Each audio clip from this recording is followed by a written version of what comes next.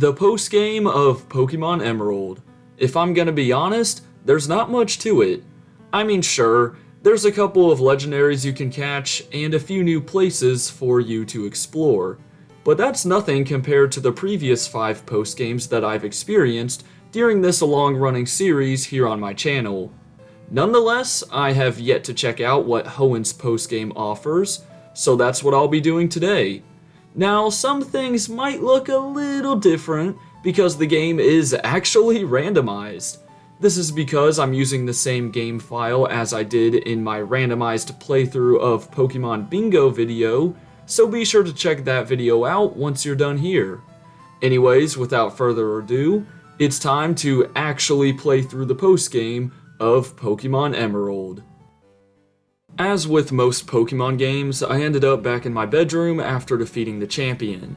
Upon walking downstairs, our dad was actually home for once, but he was just there to give us the SS ticket before heading right back to the gym.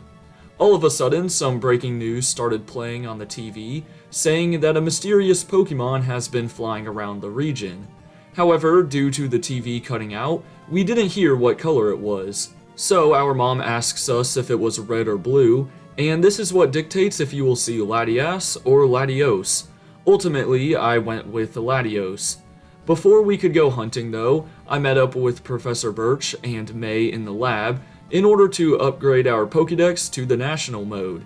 Additionally, if you catch all 200 Pokemon in the regional dex, then you can receive one of the 3 Johto starters. By biking back and forth between Slateport City and Route 110, I eventually ran into the Latios and used a Master Ball that I totally didn't cheat into the game. Since I was already in the area, I took on the final puzzle in the Trick House since that opens up after you defeat Wallace. This puzzle involved sliding around on some freshly polished floors and battling a few trainers. As a reward for reaching the Trick Master, we get the choice between a red tent and blue tent, which I'm pretty sure are just for your secret base. I was really expecting something cooler since this was the final puzzle.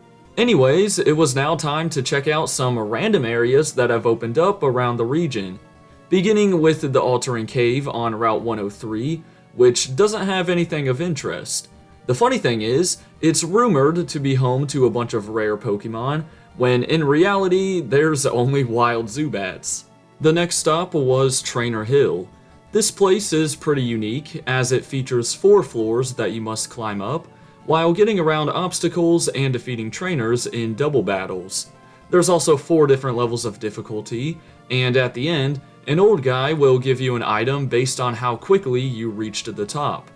These prizes range anywhere from a Great Ball to the TMs for Brick Break, Giga Drain, and Sunny Day. Because I used the speed up button though, it clocked me in at 44 minutes, so of course I received a Great Ball. I then checked out the Desert Underpass, located behind the Fossil Maniac's house. Not only can you find Wild Ditto here, but at the end of the long tunnel, you can pick up the other fossil that you didn't choose earlier in the game. It was then time to hunt down the 2 box cover legendaries from Pokemon Ruby and Sapphire. By talking to the meteorologist on the 2nd floor of the Weather Institute, he mentioned that a certain route was experiencing some strange weather. In my case, it was Route 114, so I headed over there to find a cave entrance, which wasn't there before. This was the Terra Cave, home to Groudon, and I always thought Groudon was a bit more scaly, but it looked pretty smooth and shiny in this fight. After catching the weird Groudon, I talked with the meteorologist once again, and this time he said that there was heavy rainfall on Route 125.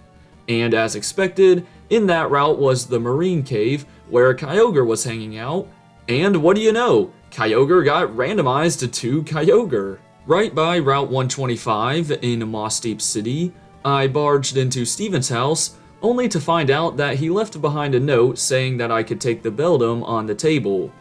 But it ended up being an Anorith instead, so out of pure desire for revenge, I tracked him down deep in the Meteor Falls to challenge him to a battle. Despite Steven's level 70 Pokemon, I still won the fight. Yeah, that serves you right after lying to me, Steven. Anyways, it was about time to use that SS ticket and get to the most prominent area of Pokemon Emerald's postgame, the Battle Frontier. First off though, I had to hop aboard the SS Tidal, where I saw Scott. You know, that random guy that comes up to you every so often throughout Pokemon Emerald? Yeah, I kinda forgot about him too, but apparently he's the one that created the Battle Frontier. An interesting thing about the SS Tidal is that if you're traveling from Slateport to Lilycove City, you'll reach your destination after resting in your cabin once.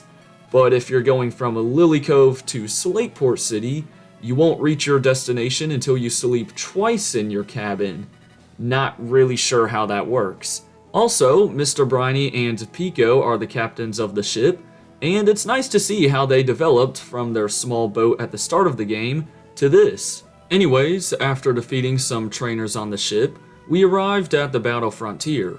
There are 7 different battle buildings located here. You've got the Battle Factory, Dome, Pike, Tower, Arena, Palace, and Pyramid. The Battle Pike is probably my favorite, only because it's shaped like a Seviper. All of these buildings involve battling a plethora of trainers in order to reach the final boss.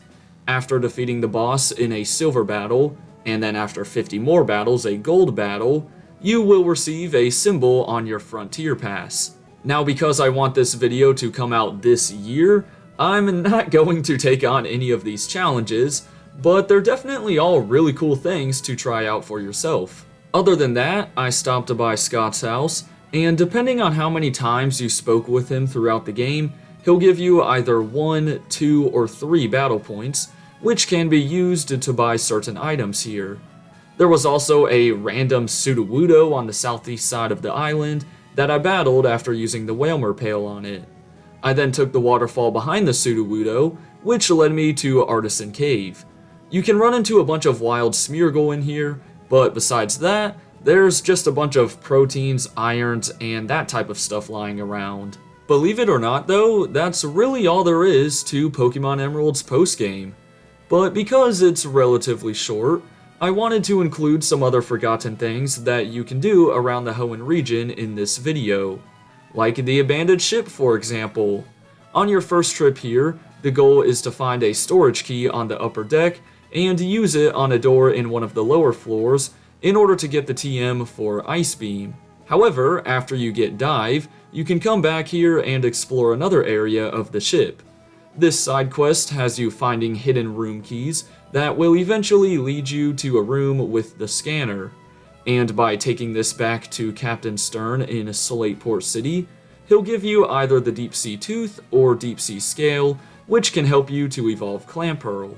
There's also this forgotten about section of Route 115 that can only be accessed by using Surf. Here you can challenge some trainers and grab a couple of items. Another side quest you can do is Underground Mauville. By talking to Watson in the middle of Mauville City, he'll give you the basement key, which can be used to access Underground Mauville, located in the middle of Route 110. Your goal is to turn off the generator located in the back, and as a reward, Watson will give you the TM for Thunderbolt. And last but not least, you can check out the Scorched Slab on Route 120 and pick up the TM for Sunny Day.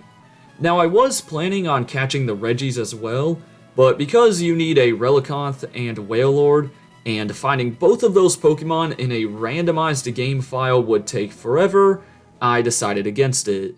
And with that, we have done just about all there is to do in the postgame of Pokemon Emerald. All in all, this is a really solid postgame. It's got plenty of content for you to busy yourself with after defeating Wallace, but it's not overwhelming either. I had a ton of fun making this video, and hopefully you guys enjoyed it just as much. For now though, have a great rest of your day, and until next time, deuces!